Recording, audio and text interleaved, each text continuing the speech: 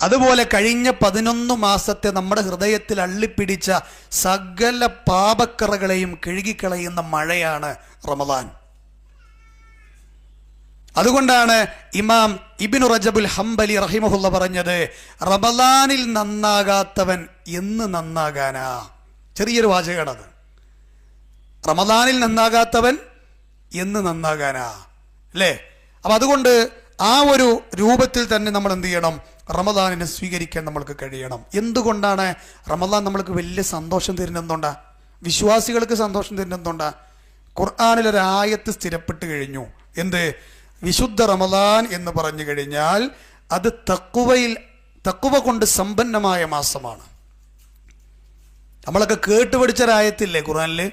2-ാം അധ്യായത്തിന്റെ 183-ാമത്തെ വചനം, യാ അയ്യുഹല്ലദീന ആമനൂ കുതിബ അലൈക്കുമുസ് സിയാം കമാ കുതിബ അലല്ലദീന മിൻ ഖബ്ലികും ലഅല്ലകും തത്തഖൂൻ. യാ അയ്യുഹല്ലദീന ആമനു, വിശ്വാസികളെ എന്നാ നമ്മളൊക്കെ വിളിക്കുകയാണ് അല്ലാഹു. എന്താ എന്നിട്ട് പറയണത്? കുതിബ അലൈക്കുമുസ് സിയാം, നിങ്ങളുടെ മേൽ നോമ്പിനെ നിർബന്ധമാക്കിയിരിക്കുന്നു. ഏതുപോലെ? കമാ കുതിബ അലല്ലദീന മിൻ ഖബ്ലികും, നിങ്ങളുടെ മുമ്പുണ്ടായിരുന്നവർക്ക് നോമ്പ് നിർബന്ധമാക്കപ്പെട്ടതുപോലെ. എന്തിനാ നോമ്പ്? പ്രഷർ കുറയാനാണോ? ഷുഗർ കുറയാനാണോ? തടി കൂട്ടാനാണോ കുറയാനാണോ? അതൊക്കെ അതിൻ്റെ സൈഡ് എഫക്റ്റ് ആയിട്ട് ഉണ്ടായേക്കാം. അതൊന്നുമല്ല റമദാൻ കൊണ്ടുള്ള നേട്ടം. ലഅല്ലകും തത്തഖൂൻ, സൂക്ഷ്മതയുള്ളവരായി തീരും നിങ്ങൾ എന്നാണ്. മുൻഗാമികൾക്ക് നോമ്പുണ്ടായിരുന്നു എന്നും കൂടി മനസ്സിലായി ആയത്തുനിന്ന്. കമാ കുതിബ അലല്ലദീന മിൻ ഖബ്ലികും. മറിയം ബീവിയുടെ ഒക്കെ കാലത്ത് നോമ്പിനെ കുറിച്ച് പറയേണ്ട ഭാഗത്ത് കാണാം, അന്നത്തെ നോമ്പിൻ്റെ ഒരു നിയമമാണ് മിണ്ടിയ നോമ്പ് മുറിയും. നമുക്ക് അങ്ങനത്തെ നിയമം പഠിപ്പിച്ചെന്നിരുന്നെങ്കിലോ എത്ര ആൾക്ക് നോമ്പുണ്ടാവും, അല്ലേ? അപ്പം അതിൽ കർമ്മപരമായ കാര്യങ്ങളിൽ ചില വ്യത്യാസങ്ങൾ ഉണ്ടായിരുന്നു. ആ വ്യത്യാസങ്ങളിൽപ്പെട്ട ഒന്നാണ് മിണ്ടിയാൽ നോമ്പ് മുറിയും. പക്ഷെ നോമ്പെന്ന് പറയുന്ന സംഗതി ഉണ്ടായിരുന്നു. അതുപോലെ നിങ്ങൾക്കും ഇതാ നിർബന്ധമാക്കപ്പെട്ടിരിക്കുന്നു, തഖ്വയുണ്ടാകാൻ വേണ്ടിയാണ്. കാരണം എന്തിനാ ഈ തഖ്വ? തഖ്വ എന്ന് പറഞ്ഞാൽ എന്താ? പല വിശദീകരണങ്ങൾ പണ്ഡിതന്മാർ അതിന് കൊടുത്തിട്ടുണ്ട്. അലി റളിയല്ലാഹു പറഞ്ഞെന്താ നിങ്ങൾ? 4 കാര്യങ്ങളുണ്ടോ അവൻ തഖ്വയുള്ളവനാണ്. ഒന്ന് പറഞ്ഞത് എന്താ? അൽ ഖൗഫു മിനൽ ജലീൽ. ശ്രദ്ധിക്കണേ, അൽ ഖൗഫു മിനൽ ജലീൽ, ജലീലായ റബ്ബിനെ ഭയപ്പെടുക, രഹസ്യമായും പരസ്യമായും അള്ളാഹിനെ പേടിച്ച് ജീവിക്കുക. ആ പേടി എങ്ങനത്തെ പേടിയാണ്? ഭൗതികപരമായ ഒരു പാമ്പിനെ കണ്ടാൽ അല്ലെങ്കിൽ നമ്മളൊരാളെ കത്തിയെടുത്ത് കുത്താൻ വരുമ്പോഴുള്ള പേടി, ആ പേടിയല്ല. പിന്നെയോ സിറായ പേടി, രഹസ്യമായ നിലയിൽ, അദൃശ്യമായ നിലയിൽ അള്ളാഹുവിനെ ഭയപ്പെടുക. അങ്ങനെയുള്ള ആളുകൾക്ക് കതകുകൾ അടഞ്ഞാൽ ഫോണിൽ തിന്മ കാണാൻ കഴിയില്ല. അങ്ങനെയുള്ള ആളുകൾക്ക് ചാറ്റിംഗ് ലിസ്റ്റുകളിൽ ഹറാമായ ചാറ്റിങ്ങുകൾ നടത്താൻ കഴിയില്ല. അങ്ങനെയുള്ള ആളുകൾക്ക് ഒരിക്കലും ഹറാമായ കാഴ്ച കാണാൻ കഴിയില്ല. ഇപ്പോൾ നിങ്ങൾ നോക്ക്, നമ്മൾ ഏറ്റവും മോശപ്പെട്ടൊരു വീഡിയോ കണ്ടുകൊണ്ടിരിക്കുമ്പോൾ അല്ലെങ്കിൽ ഒരു ചാറ്റിംഗ് നടത്തിക്കൊണ്ടിരിക്കുമ്പോൾ നമ്മുടെ പ്രിയപ്പെട്ട കുട്ടി അത് കണ്ടാൽ നമുക്ക് എത്രത്തോളം വലിയ അപമാനമായിരിക്കും അത്. ആ ഒരു പേടി പോലും എന്തേ നമുക്ക് അള്ളാഹ് കാണുന്നുണ്ടെന്നുള്ള വിഷയത്തിൽ ഇല്ലാതെ പോകുന്നു പല ആളുകൾക്കും. ആലോചിക്കേണ്ട കാര്യമല്ലേ? അപ്പൊ ആ ഒരു പേടി ഉണ്ടോ? 4-ൽ 1 അവർക്ക് കിട്ടിയിട്ടുണ്ട്. അൽ ഖൗഫു മിനൽ ജലീൽ. രണ്ടാമത് പറഞ്ഞത് വൽ അമലു ബിത്തൻസീൽ, അള്ളാഹു നമ്മളിലേക്ക് ഇറക്കിയ ന്യായ പ്രമാണങ്ങളുണ്ട്. ആ പ്രമാണങ്ങൾ വെച്ചുകൊണ്ട് നിങ്ങൾ അമലുകൾ ചെയ്യുക. വരിളാ ബിൽ ഖലീൽ, അള്ളാഹു നൽകിയത് എത്ര കുറച്ചാണെങ്കിലും അതുകൊണ്ട് തൃപ്തിപ്പെട്ട് ജീവിക്കുക. അവനാണ് ഏറ്റവും വലിയ ധന്യൻ എന്നൊക്കെയാണ് അലി റളിയല്ലാഹു അൻഹു പറഞ്ഞു കാണാൻ പറ്റുമോ? കിട്ടിയത് കൊണ്ട് തൃപ്തിപ്പെടുക. മറ്റുള്ളവരുടെ അനുഗ്രഹങ്ങളിലേക്ക് നോക്കിയിട്ട് നമ്മുടെ അനുഗ്രഹങ്ങളെ വിലയിരുത്താൻ നിൽക്കണ്ട. കിട്ടിയത് എന്താണോ അൽഹംദുലില്ലാ. ലോകത്ത് 70% ആളുകൾക്ക് കിടക്കാൻ പാർപ്പിടങ്ങളില്ല, 3 നേരം കഴിക്കാൻ ഭക്ഷണങ്ങളില്ല, ആരോഗ്യമുള്ള ശരീരങ്ങളില്ലാത്ത ആളുകളാണ് അധികം ആളുകളും. 30% ആളുകൾക്കാണ് അത്ര പഠനങ്ങൾ പറയുന്നത് വീടും 3 നേരം പട്ടിണിയില്ലാത്ത ഭക്ഷണവും ആരോഗ്യമുള്ള ശരീരവുമുള്ളത്. അതിൽ കടവത്തൂരുകാരായ നമ്മളുണ്ടോ? അൽഹംദുലില്ലാ. നമ്മളൊക്കെ എത്ര വലിയ അനുഗ്രഹീതനാണ്. അള്ളാഹു മരണം വരെ ആഫിയത്ത് നിലനിർത്തുമാറാകട്ടെ. എന്താ പറഞ്ഞത്? അള്ളാഹു പറയുന്ന വരിളാ ബിൽ ഖലീൽ, കിട്ടിയത് കൊണ്ട് തൃപ്തിപ്പെടുക. 4-ൽ 3ആയി. എല്ലാവരും ഓരോന്ന് ഓർത്തു വെക്കണം. ഒന്നാമത് പറഞ്ഞ അള്ളാഹിനെ പേടിക്കുക, രണ്ടാമത് പറഞ്ഞത് പ്രമാണങ്ങൾ കൊണ്ട് അമൽ ചെയ്യുക, മൂന്നാമത് പറഞ്ഞത് കിട്ടിയത് കൊണ്ട് തൃപ്തിപ്പെടുക, നാലാമത് പറഞ്ഞത് വല്ലിസ്തിഅദാദു ലിയൗമിർ റഹീൽ, മരണത്തിന് വേണ്ടി ധാരാളം ഒരുങ്ങുക എന്നാണ്. എന്താ മരണം? ആർക്കും അറിയില്ല. എൻ്റെ നാട്ടിൽ 18 വയസ്സായ 2 ചെക്കന്മാരെ ബൈക്ക് വാങ്ങാൻ ഉപ്പ ഗൾഫിൽ നിന്ന് പൈസ അയച്ചു കൊടുത്തതാ. ഞായറാഴ്ച അവർക്ക് കയ്യിൽ പൈസ തലേ ദിവസം രാത്രി കിട്ടിയത്, ശനിയാഴ്ച രാത്രിയെ. അപ്പോൾ ആ പൈസയുമായിട്ട് ബൈക്ക് വാങ്ങാൻ വേണ്ടി ചെക്കന്മാർ ഞായറാഴ്ച കടയുടമയോട് ചോദിച്ചു, ഇന്ന് കട തുറക്കൂല ഞങ്ങൾക്കറിയാം, എന്നാലും പ്ലീസ്, അത്രയും ആഗ്രഹം കൊണ്ടാണ് ആ കട ഒന്ന് തുറന്നിട്ട് ആ ബൈക്കൊന്ന് എടുത്തു തരുമോ എന്നൊക്കെ ചോദിച്ചു. അങ്ങനെ ആ നിർബന്ധം പിടിച്ച ബൈക്കും വാങ്ങി മറ്റൊരു കൂട്ടുകാരനെ കാണാൻ ഇവർ 2 പേരും പോകുന്ന വഴിക്കാണ് ഇവർ 2 പേരും ആക്സിഡൻ്റായിട്ട് ആ കന്നിയാത്രയിൽ മരണപ്പെട്ടത്. മരിക്കാൻ വേണ്ടി കട തുറപ്പിച്ച് ബൈക്ക് വാങ്ങിയതുപോലെ. കാസർഗോഡ് ജില്ലയിലെ പടന്നക്കാട് എന്ന് പറയുന്ന സ്ഥലത്ത് 2 ചെക്കന്മാർ കോളേജ് വിദ്യാർത്ഥികളാണ്. ഹൈവേയിൽ തൊട്ടപ്പുറത്തുള്ള ചായക്കടയിൽ നിന്ന് ചായ വാങ്ങി ബൈക്കും വരുന്ന ചായ കുടിക്കുമ്പോൾ ലോറി വന്ന് ഇടിച്ച് തെറിപ്പിക്കുകയാണ്. 2 എണ്ണം മരിച്ചു. രംഗബോധമില്ലാത്ത കോമാളിയാണ് മരണം. എൻ്റെ വിഷയം അങ്ങോട്ട് അതല്ലാത്തതുകൊണ്ട് പോണില്ല. ഏത് ഒരു നെഞ്ചുവേദന വന്നാൽ തീരാവുന്നതേ ഈ ജീവിതമുള്ളൂ. ഒരു ഞരമ്പ് ബ്ലോക്കായാൽ തീരാവുന്നതേ ഈ സന്തോഷമുള്ളൂ. എത്രയോ കോടിക്കണക്കിന് ആളുകൾ രോഗികളാണ്. അതും ഒരിക്കലും തിരിച്ചു വരാൻ പറ്റാത്ത വലിയ രോഗങ്ങളാണ്. ഞാൻ ഖുത്ബ പറയുന്ന പള്ളിയിൽ വന്നൊരു സഹോദരൻ പറഞ്ഞു, എൻ്റെ ഉപ്പാക്ക് ലെൻസിൽ ക്യാൻസറാ, 60 ചില്ലാനം കിലോ ഉണ്ടായിരുന്നു ഉപ്പ, ഇപ്പം 30 ചില്ലാനം കിലോനായി കുറഞ്ഞു എന്നാ. കീമോ ചെയ്യാൻ പോലും ആ ബോഡിയിൽ ഇപ്പം പവറില്ല. അള്ളാഹു ശിഫ നൽകുമാറാകട്ടെ. വേറൊരു സുഹൃത്ത്, അതേ പള്ളിയിൽ വരുന്നൊരു സുഹൃത്ത് പറയണേ, എൻ്റെ ജ്യേഷ്ഠന് ശ്വാസകോശത്തിൽ ക്യാൻസറാണ്. എത്ര രോഗികളുണ്ട് നമ്മൾ പറഞ്ഞതും പറയാത്തതും. അൽഹംദുലില്ലാ, ഇതുവരെ ഒരു കുഴപ്പമില്ലാതെ റബ്ബ് നമ്മളെ എത്തിച്ചു. അതുകൊണ്ട് കൃത്യമായിട്ട് ആ മരണത്തിന് വേണ്ടി ഒരുങ്ങുക. ഈ 4 കാര്യങ്ങളുണ്ടോ അവർ തഖ്വയുള്ളവരാണ്. പ്രവാചകന്മാരോടും ലോകരോടും വിശ്വാസികളോട് പ്രത്യേകിച്ചും അല്ല വിളിച്ചു പറഞ്ഞൊരു കാര്യമാണ്, യാ അയ്യുഹല്ലദീന ആമനു തഖുല്ലാഹ ഹഖ്ക തുഖാതിഹി. അല്ലാഹുവിനെ സൂക്ഷിക്കണം എന്നല്ല പറഞ്ഞത്, സൂക്ഷിക്കേണ്ട മുറപ്രകാരം നിങ്ങൾ അല്ലാഹുവെ സൂക്ഷിക്കണമേ എന്നാണ് പറഞ്ഞത്. എൻ്റെ പ്രിയപ്പെട്ടവരെ, ഈ ഒരു സൂക്ഷ്മതയുടെ വലിയ വിഭവങ്ങൾ ഒരുക്കി വെച്ച മാസമാകുന്നു റമദാൻ. റമദാനിൻ്റെ ഓരോ സെക്കൻഡുകളും അത്രത്തോളം വിലപ്പെട്ടതാണ് എന്നർത്ഥം. ഇതിനു വേണ്ടിയുള്ള ശക്തമായ ഒരു മുന്നൊരുക്കം റമദാനിന് മുന്നേ നമുക്ക് മാനസികമായി വേണ്ടതുണ്ട് എന്നുള്ളതാണ്.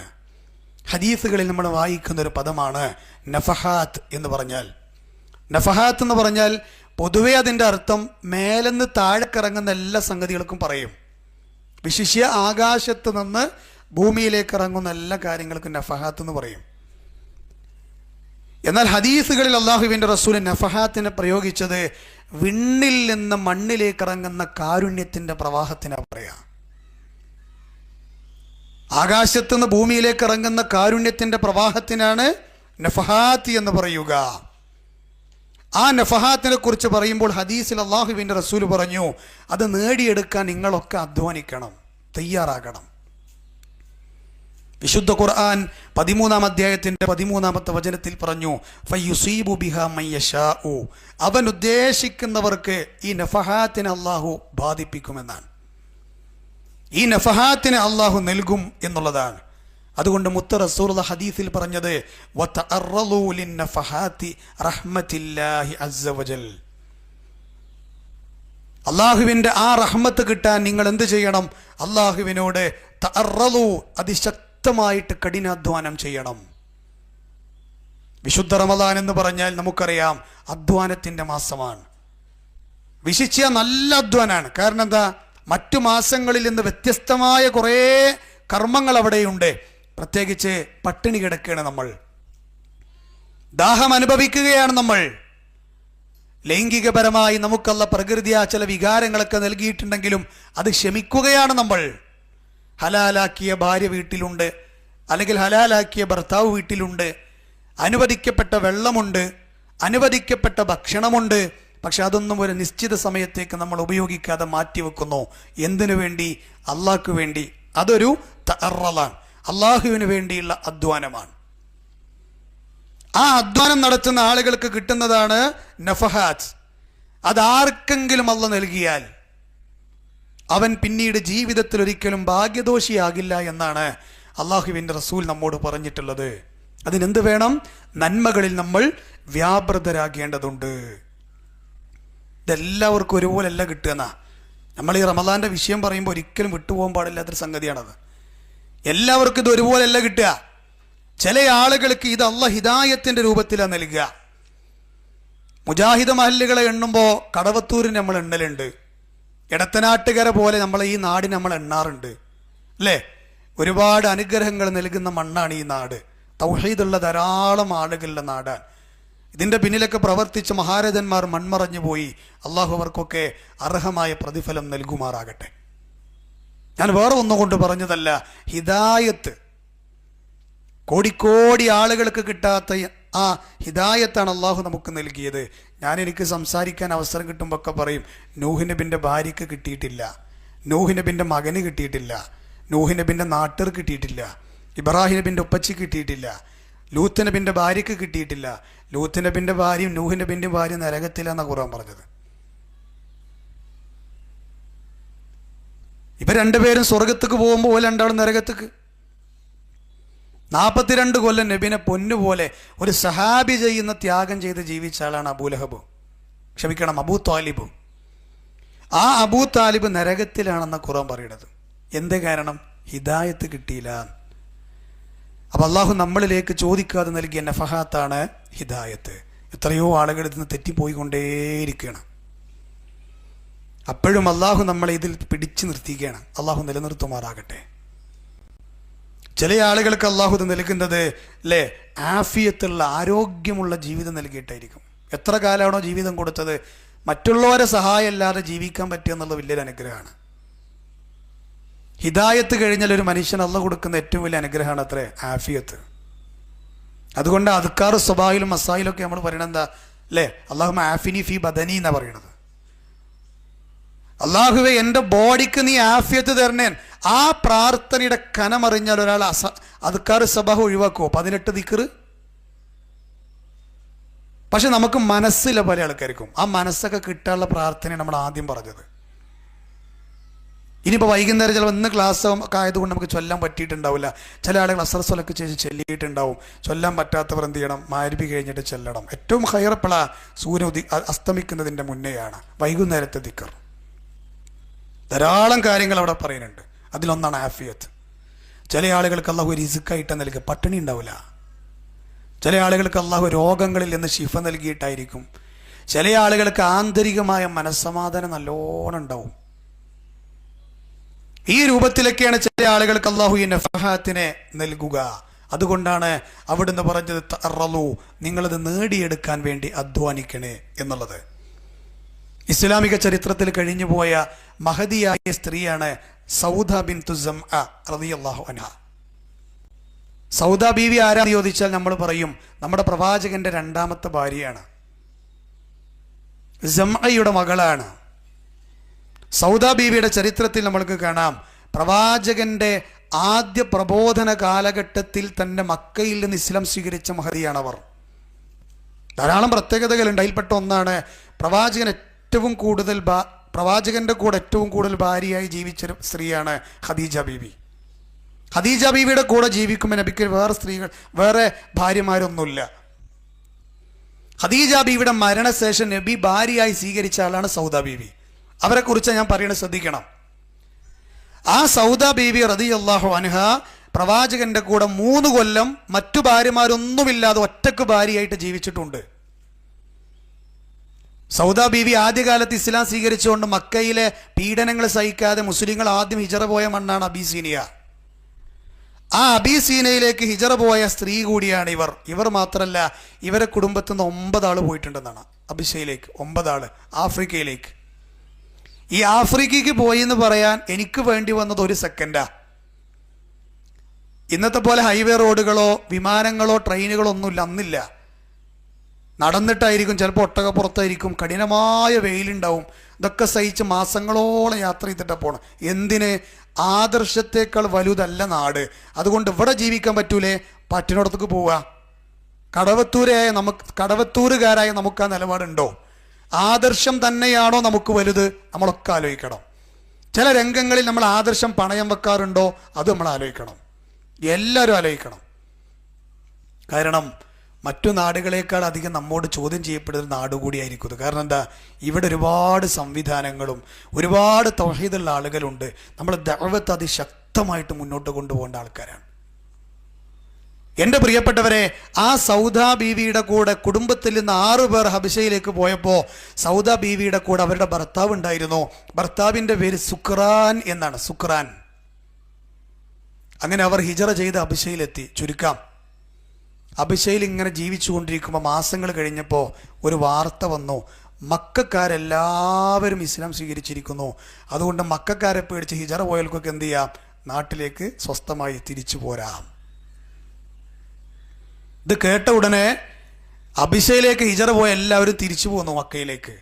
മക്കയിലേക്ക് എത്തിയപ്പോഴാണ് മനസ്സിലായത് കേട്ട വാർത്ത ഫേക്കായിരുന്നു.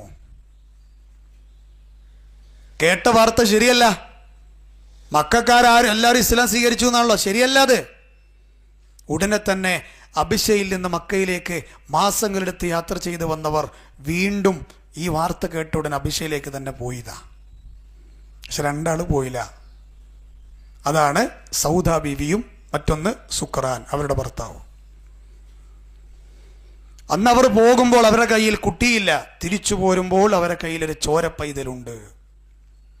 ഈ കുട്ടിയുമായി ഇനിയും അബിഷയിലേക്ക് പോകുക എന്ന് പറഞ്ഞാൽ അത് കുറച്ച് ടാസ്ക്കാണ്. അതുകൊണ്ട് അവർ പോയില്ല.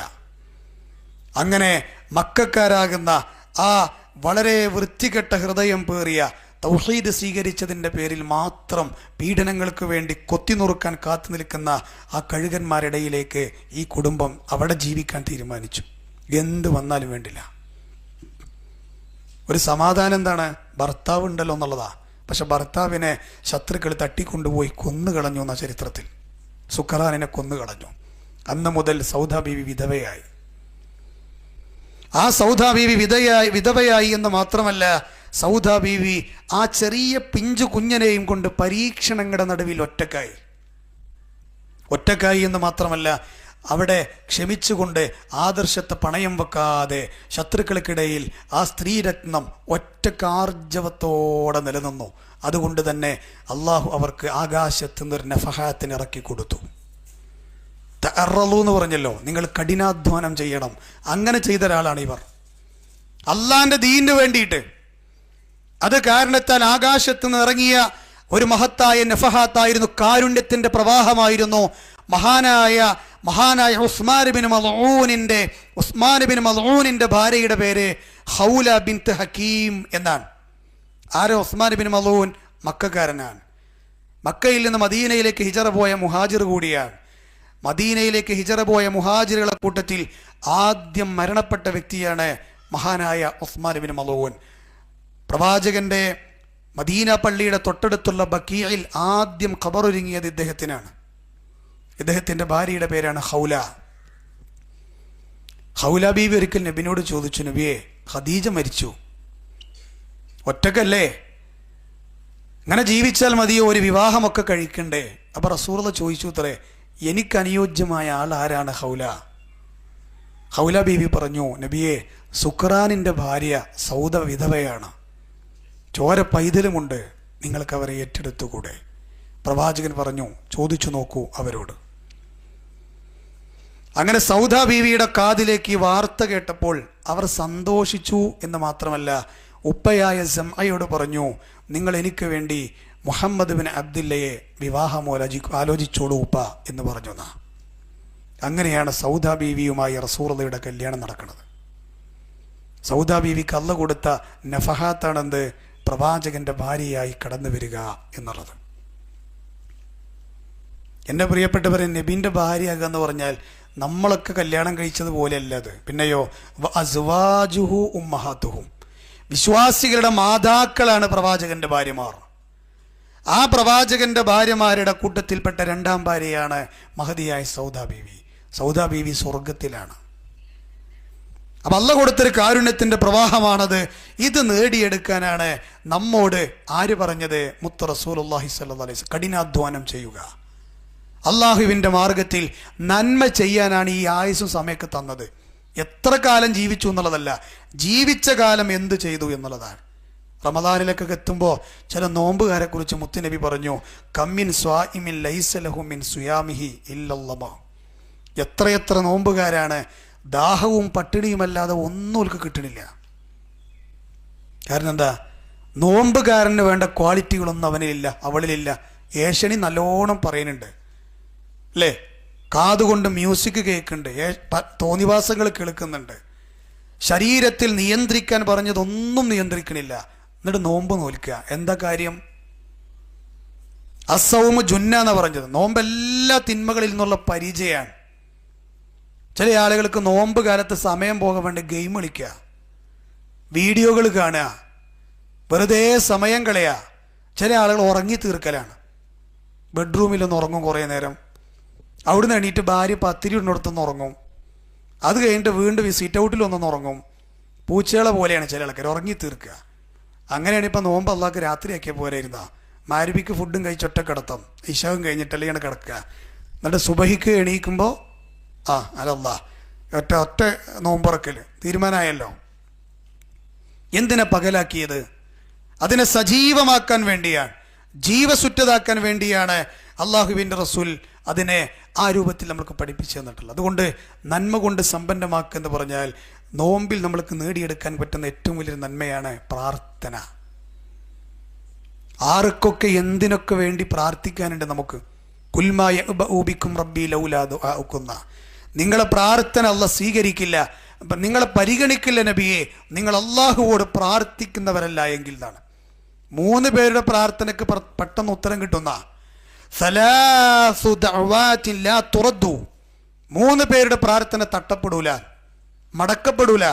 ഒന്ന് ദഅവത്തുൽ വാലിദി ലി വലദിഹി, മാതാപിതാക്കൾ മക്കൾക്ക് വേണ്ടി നടത്തുന്ന പ്രാർത്ഥന. വദഅവത്തു സ്വായിം, നോമ്പുകാരൻ്റെ പ്രാർത്ഥന. വദഅവത്തുൽ മുസാഫിർ, യാത്രക്കാരൻ്റെ പ്രാർത്ഥന.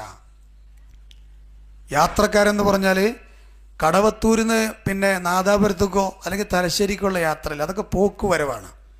യാത്ര എന്ന് പറഞ്ഞാൽ എന്താണ്? യാത്രയുടെ ക്ഷീണം പറ്റുന്നൊരു യാത്രയാകണം എന്നുള്ളതാണ്. ആ യാത്രക്കാരുടെ പ്രാർത്ഥനയ്ക്ക് ഉത്തരമുണ്ട്. നോമ്പിനെ കുറിച്ച് പറഞ്ഞ ഭാഗത്താണ് അള്ളാഹ് പറഞ്ഞത്.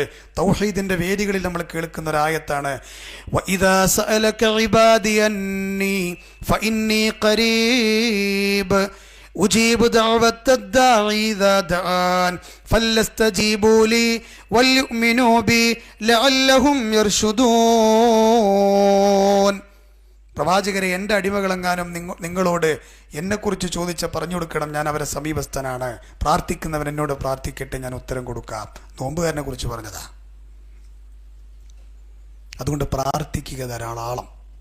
അറിയാവുന്ന പ്രാർത്ഥനകളൊക്കെ ചൊല്ലേ നമ്മൾ. അതിന് പറ്റിയ മാസം റമദാൻ, ഉത്തരം കിട്ടുന്ന മാസം റമദാൻ. പറഞ്ഞില്ലേ 3 കൂട്ടരുടെ പ്രാർത്ഥന തട്ടൂല. പിന്നീട് റമദാൻ എന്ന് പറഞ്ഞാൽ ഇസ്തിഗ്ഫാറിന്റെ മാസമാണ്. പാപക്കറകൾ റബ്ബിനോട് കരഞ്ഞ് പ്രാർത്ഥിക്കുക, അള്ളാഹ് പുറത്തുതരും. ഒന്ന് നേരിയിട്ട് അതിൻ്റെ അപ്പുറത്ത് നമുക്ക് എത്ര പൂജ ഇടാൻ പറ്റും? അത്ര തെറ്റ് ചെയ്തിട്ടുണ്ടെങ്കിൽ അള്ളാഹ് പുറത്തുതരും. ആരും സങ്കടപ്പെടേണ്ട എന്നല്ല പറഞ്ഞത്.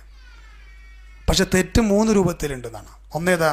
ഷിർക്കാണ്, ഒരിക്കലും പൊറുക്കാത്ത പാപം എന്ന് പറഞ്ഞാൽ പുറത്തു തരൂല എന്നല്ല, തൗബ ചെയ്ത് മടങ്ങുകയാണെങ്കിൽ പുറത്തു തരും. രണ്ടാമത്തെ പാപം എന്ന് പറഞ്ഞാൽ നമ്മളും റബ്ബും മാത്രം അറിയുന്ന തെറ്റുകൾ ഉണ്ടാവും, സ്വകാര്യതകളിൽ ചെയ്ത തെറ്റുകൾ. അത് അള്ളാഹ് നമുക്ക് എന്ത് ചെയ്യും? പുറത്തു തരും, നമ്മൾ ഇസ്തിഗ്ഫാർ തേടിയാൽ. മൂന്നാമത്തെ പാപം ഏതറിയോ? നമ്മൾ മറ്റുള്ളവരോട് ചെയ്ത പാപങ്ങളാണ്. സാമ്പത്തിക മേഖലകളിൽ, അതുപോലെ തന്നെ ശാരീരികമായി അഭിമാനം ക്ഷതപ്പെടുത്തിയത്. ഇത് നേരിട്ട് പുറത്തു തരുന്നെന്ന് പറഞ്ഞാൽ പുറത്തു തരൂല. ആരോടാണോ അക്രമം ചെയ്ത പോലെ പൊരുത്ത് പിടിപ്പിക്കണം. ഇതൊക്കെ ക്ലിയർ ആക്കിയിട്ടായിരിക്കണം നമ്മൾ എങ്ങോട്ട് കയറേണ്ടത്?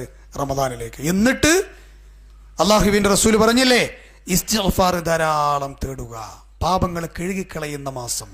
അതുകൊണ്ടാണ് അള്ളാഹുവിൻ്റെ റസൂൽ പറഞ്ഞത്, സ്വർഗ കവാടങ്ങൾ തുറക്കപ്പെടും, നരക കവാടങ്ങൾ കൊട്ടിയടക്കപ്പെടും, പിശാചിനെ ചെങ്കലക്കിടും എന്ന് പറഞ്ഞ എല്ലാ ശൈത്താന്മാരെയും ചെങ്കലക്കിടൂല. സുഫിദത്തി ഷയാത്തീൻ, അല്ലേ? മോഷ്ടി കാണിക്കുന്ന പിശാചിക്കളാ. കുട്ടി ശൈത്താന്മാരുണ്ടാവും, കുട്ടി പിശാചിക്കലുണ്ടാവും.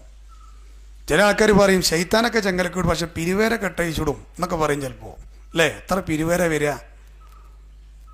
യത്തീംഖാനൻ്റെ പിരിവ്, കോളേജിൻ്റെ പിരിവ്, പള്ളിപ്പിരിവ്. എന്നിട്ട് ചില ആൾക്കാർ പറയും ഓല് പിരിവേര് വന്ന് 500 ഉറുപ്പിട്ടാണ് പോയി. ഭാര്യ ഭർത്താവിനോടേ, അല്ലെങ്കിൽ ഭർത്താവ് ഭാര്യയോട് പറയും അവന് പോയതല്ല, നമുക്കത് കിട്ടിയതാണ്. നമുക്ക് റമദാനിലെ 30 ദിവസം അത് തരുമെങ്കിൽ എല്ലാ ദിവസവും സ്വതക്ക ചെയ്യണം. പറ്റുമെങ്കിൽ 30 ദിവസം സ്വതക്ക ചെയ്യാനുള്ള എമൗണ്ട് ഇപ്പം തന്നെ മാറ്റിയേക്കണം, നല്ലതാ. പിരിവേര് വന്നാലും ഇല്ലെങ്കിലും അതിൻ്റെ ഒരു ബോക്സ് സ്ഥാപിച്ച് നമ്മൾ റമദാനിൽ എല്ലാ ദിവസവും അയക്കിടണം. എന്നിട്ട് അതൊരു അത്യാവശ്യം ഒരു സംഖ്യ ആയാൽ അതാണ് കൊടുക്കുക. പള്ളിക്കോ മദ്രസിനോ തീഹാനക്കോ കൊടുക്കുക. വലിയ കൂലിയാണ്. കൊടുക്കുന്നവർക്ക് വേണ്ടി മലക്കുകൾ പ്രാർത്ഥിക്കുന്നതാണ്. ഷെയ്ഖുൽ ഇസ്ലാം ഇബ്നു തൈമിയ്യ പറയുന്നത് കാണാൻ പറ്റും. എല്ലാ ദിവസവും നമുക്ക് മലക്കുകൾ പ്രാർത്ഥന വേണോ സമ്പത്ത് അധികരിക്കാൻ, എന്ത് ചെയ്തോ ഒരു സ്വതക്ക ബോക്സ് ഉണ്ടാക്കുക വീട്ടിൽ. എന്ന് 1 രൂപയാണോ ആ നീയത്തിലേക്ക് ഇടുക. അത് നിറഞ്ഞാൽ ഏതെങ്കിലും നന്മയുടെ സംരംഭത്തിലേക്ക് കൊടുക്കാൻ തീരുമാനിച്ചാൽ മതി. മലക്കുകൾ പ്രാർത്ഥിക്കുത്രേ. എമൗണ്ട് അല്ല നോക്കുക, നമ്മുടെ നീയത്താ നോക്കുക. അതുകൊണ്ട് ആ റമദാനിൽ നമ്മൾ അള്ളാഹുവിൻ്റെ മാർഗത്തിൽ സ്വതക്ക വർദ്ധിപ്പിക്കുക, അതും ശ്രദ്ധിക്കേണ്ട കാര്യമാണ് കേട്ടോ. അതോടൊപ്പം തന്നെ നമ്മൾ ശ്രദ്ധിക്കേണ്ട മറ്റൊരു കാര്യമാണ് വിശുദ്ധ ഖുർആനിൻ്റെ പാരായണം. ഇമാം ഷാഫിഈ, ഞാൻ അവസാനിപ്പിക്കുകയാണ്, ഇമാം ഷാഫിഈ റഹിമഹുല്ലാ അദ്ദേഹം 30ഓളം പ്രാവശ്യം, ചില റിവായത്തുകളിലൊക്കെ 60ഓളം പ്രാവശ്യം ഖുർആൻ ഓതി തീർത്തിരുന്നു. 60 വട്ടമൊക്കെ ഒരാൾ ഖുർആൻ ഓതണമെങ്കിൽ ഒരു ദിവസം എത്ര വട്ടം ഓതേണ്ടി വരും? 2 വട്ടം ഓതി തീർക്കേണ്ടി വരും. ചില ആളുകൾക്ക് എന്താ പറയുക, ആടി ഒലഞ്ഞ് മുക്കി മറണ്ടാലും ഒരു റൗണ്ട് തീരൂല. എന്താ കാരണം? അത് കിട്ടുന്നോടത്താണ് എടുത്ത് ഓതുകയാണ്. അങ്ങനെയല്ല, 5 നേരത്തെ വഖത്തിന് ശേഷം ഇത്ര പേജ് എന്നുള്ളൊരു തീരുമാനമൊക്കെ എടുത്തിട്ട് വ്യവസ്ഥാപിതമായിട്ടാണ് കൊണ്ടുപോയത്. നിലാമുണ്ടായാൽ നമുക്ക് വിശുദ്ധ ഖുർആൻ ഒരു വട്ടെങ്കിലും ഓതി തീർക്കാൻ പറ്റും. അതോടൊപ്പം തന്നെ നമ്മൾ ശ്രദ്ധിക്കേണ്ട മറ്റൊരു കാര്യമാണ് നോമ്പ് തുറപ്പിക്കാൻ പറ്റുമെങ്കിൽ ശ്രദ്ധിക്കുക. നോമ്പ് തുറപ്പിക്കുന്ന സംവിധാനങ്ങളൊക്കെ പള്ളിയിൽ കൂടി ഉണ്ടാവും. കൊടുത്തോളിയൊരു എമൗണ്ട്. കാരണം നോമ്പുകാരൻ്റെ അതേ കൂലി നിങ്ങൾക്ക് കിട്ടുമെന്ന് പറഞ്ഞത്. ഒരു നോമ്പ് വിൽക്കാൻ എത്ര റിസ്ക് ഉണ്ടെന്ന് ആലോചിച്ചോക്കാം നിങ്ങൾ. ആ കൂലി വെറുതെ കിട്ടുകയാണ് ഒരാൾ നോമ്പ് ഉറപ്പിച്ചാലേ. അതുകൊണ്ട് ആ ഒരു വിഷയം നമ്മൾ ശ്രദ്ധിക്കും. ഒരുപാട് നന്മ ആ മേഖലയിൽ നമ്മൾക്ക് ഉപയോഗപ്പെടുത്താൻ പറ്റിയ സ്ഥാപനങ്ങളൊക്കെ നമുക്കുണ്ട്. അതുപോലെ രാത്രി നിസ്കാരം, തറാവീഹിൻ്റെ കാര്യം പ്രത്യേകം ശ്രദ്ധിക്കുക. ഇപ്പോൾ കുടുംബത്തൊക്കെ കൂട്ടി ഇന്നത്തെ ക്ലാസ് ചെയ്യേണ്ട തന്നെ തീരുമാനിച്ചോളി. ഏത് പള്ളിക്ക് നമ്മൾ എല്ലാ ദിവസവും തറാവീഹിക്ക് കൊണ്ട് തീരുമാനിച്ചോളി.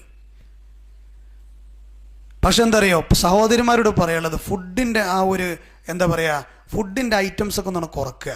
ഭർത്താക്കന്മാരൊന്ന് സഹകരിച്ചു കൊടുക്കണം. ചില ആൾക്കാർക്ക് 5-8 വിഭവങ്ങൾ ഉണ്ടെങ്കിൽ നോമ്പറേ ഉള്ളൂ. കരിച്ചതും പൊരിച്ചതും അല്ലേ, ഫ്രൂട്ട്സ് കടിയത്ത് എല്ലാതും പേരൊന്നും അറിയില്ല, എന്നാലും അതരക്കിലോ എടുത്താണെന്ന് അറിയും.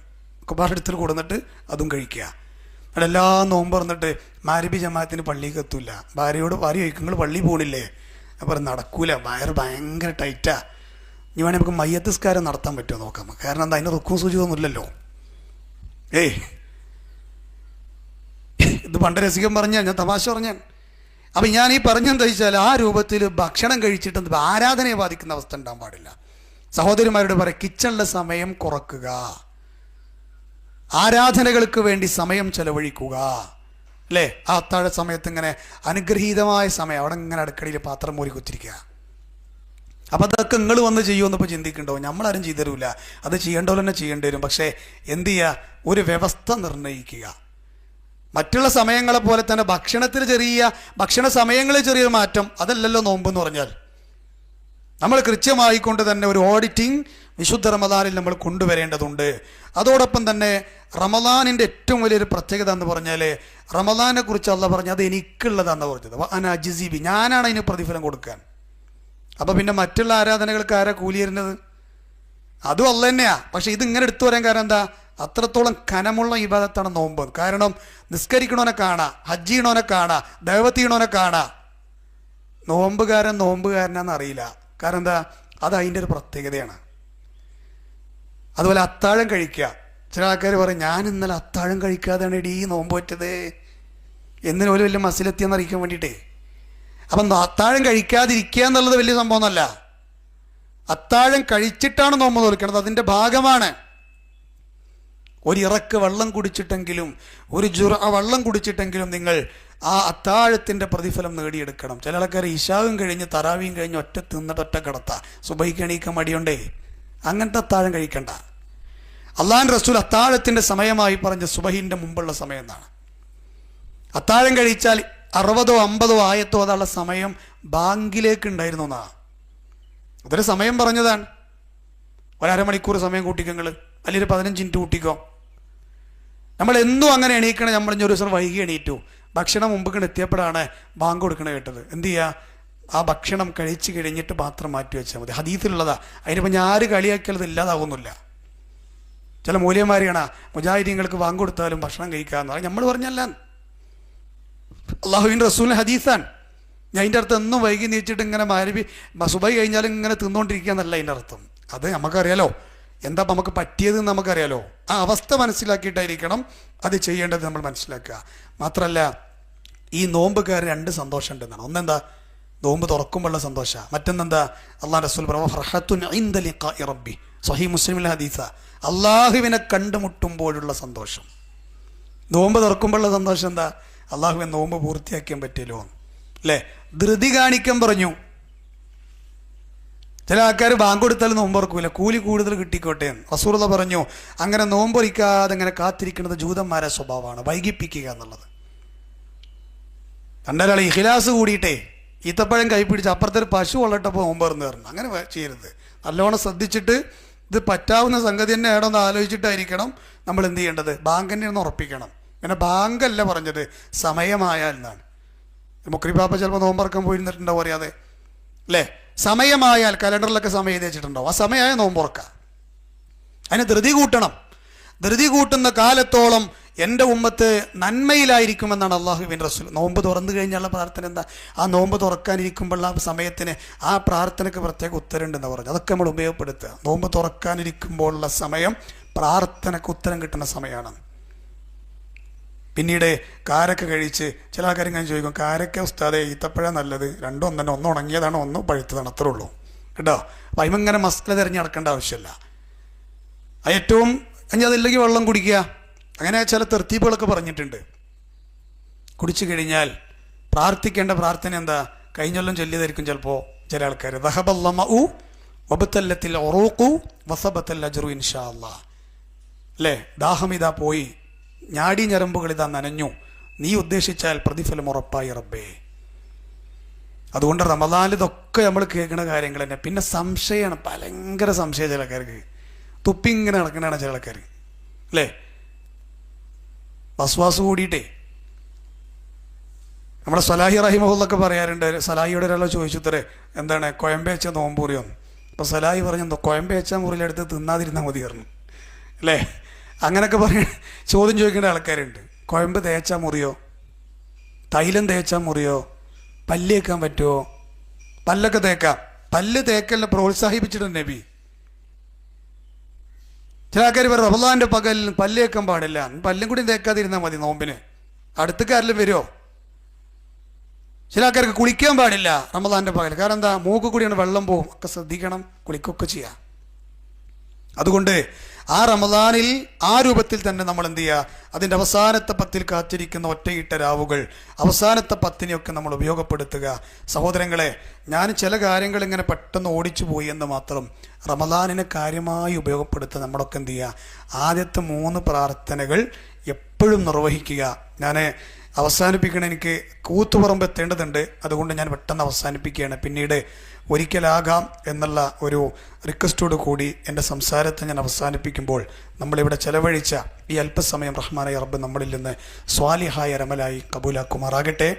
എന്നെ ക്ഷമയോടുകൂടി കേട്ടിരുന്ന നിങ്ങൾക്കെല്ലാം അള്ളാഹു ഖൈറുകളും ബറക്കാത്തുകളും ജീവിതത്തിലുടനീളം വർഷിപ്പിച്ചു തരുമാറാകട്ടെ. നമ്മുടെ ജീവിതത്തിൽ അറിഞ്ഞും അറിയാതെയും ഒക്കെ വന്നുപോയ പാപക്കറകളെല്ലാം അള്ളാഹു സുബ്ഹാനഹു വ തആല ഈ പരിശുദ്ധമായ സദസ്സ് പിരിഞ്ഞു പോകുന്നതിന് മുമ്പ് തന്നെ അള്ളാഹു നമുക്ക് വിട്ടുപുറത്ത് മാപ്പാക്കി തരുമാറാകട്ടെ. അതുപോലെ ഈ വീട് പ്രോഗ്രാമിന് വേണ്ടി നമുക്ക് ഈ മുറ്റം അനുവദിച്ചു തന്ന ഗൃഹനാഥൻ, അവരുടെ കുടുംബം അള്ളാഹു അർഹമായ പ്രതിഫലം നൽകുമാറാകട്ടെ. ഈ പ്രോഗ്രാം ചെറിയൊരു പ്രോഗ്രാമാണെങ്കിലും ഇതിനു വേണ്ടി അധ്വാനിച്ച ധാരാളം പ്രവർത്തകരുണ്ട്. അള്ളാഹു എല്ലാവർക്കും അർഹമായ പ്രതിഫലം പ്രദാനം ചെയ്യുമാറാകട്ടെ. ഏത് സമയത്ത് റഹ്മാനായ റബ്ബിലേക്ക് തിരിച്ചു പോകേണ്ടി വന്നാലും ലാ ഇലാഹ ഇല്ലല്ലാഹ് എന്നുച്ചരിച്ച് സ്വർഗാവകാശിയായി സ്വർഗത്തിൽ മഖഅദം കണ്ട് മരിക്കുന്ന മഹാവിജയികളിൽ അള്ളാഹു നമ്മെ ചേർക്കുമാറാകട്ടെ. റബ്ബനാ തഖബ്ബൽ മിന്നാ ഇന്നക അൻത സമീഉൽ അലീം വതുബ് അലൈനാ ഇന്നക അൻത തവ്വാബുർ റഹീം. റബ്ബനാ ആതിനാ ഫിദ്ദുനിയ ഹസനഹ വഫിൽ ആഖിറതി ഹസനത വഖിനാ അദാബന്നാർ. ആമീൻ ആമീൻ ബിറഹ്മതിക യാ അർഹമർ റഹീമീൻ. സുബ്ഹാന